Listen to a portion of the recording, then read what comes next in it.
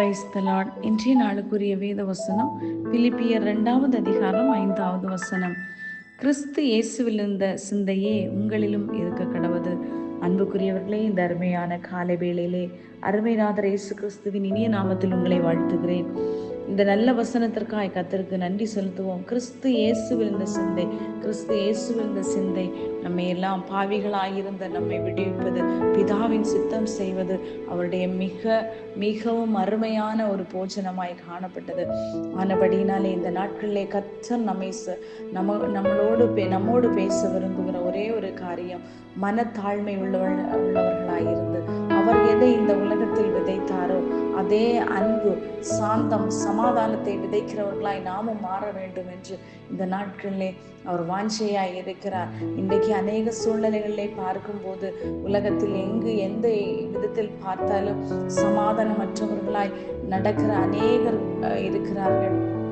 அதனால் பலவிதமான கொடிய காரியங்களுக்கு நேராய் அவர்கள் தங்களுடைய வாழ்க்கைகளை திருப்பி கொண்டிருக்கிறார்கள். பாருங்கள், மதுபானம், போதைப் பொருட்கள் இவையெல்லாம் ஒரு மனுஷர்களையும் அடிமையாக்கி கொண்டிருக்கிறது. ஆனால் கர்த்தர் நம்மை இந்த பாவங்களிலிருந்து மீட்கும்படியா அவர் அடிமையின் ரூபம் எடுத்து, அதற்கு அடுத்த வசனத்தில் சொல்லப்பட்டிருக்கிறது, அவர் தேவனுடைய ரூபமாய் இருந்தும் தேவனுக்கு சமமாய் இருப்பதை கொள்ளையாடின பொருளாய் எண்ணாமல் தம்மை தாமே வெறுமையாக்கினார். இன்றைக்கு அநேக சூழ்நிலைகளிலே பாருங்கள், நாம் சில காரியங்களிலே நாம் வெறுமையாக்க, நம்மை மற்றவர்களுக்காக உடைக்க ஆயத்தமாகிறோமா?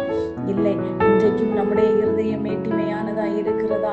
அந்த மேட்டிமையை கலந்து ஆண்டவருடைய சிலுவையை மாத்திரம் நோக்கி பார்ப்போம்.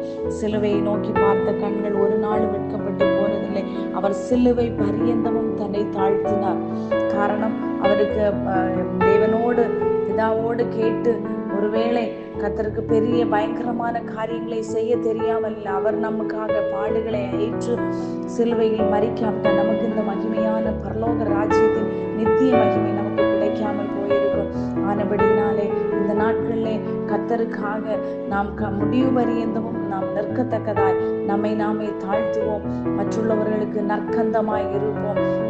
ஆண்டவருடைய வசனம் சொல்லுகிறது, நான் சாந்தமும் மனத்தாழ்மையுமாய் இருக்கிறேன், என் நுகத்தை உங்கள் மேல் ஏற்றுக்கொண்டு என்னிடத்தில் கற்றுக்கொள்ளுங்கள்.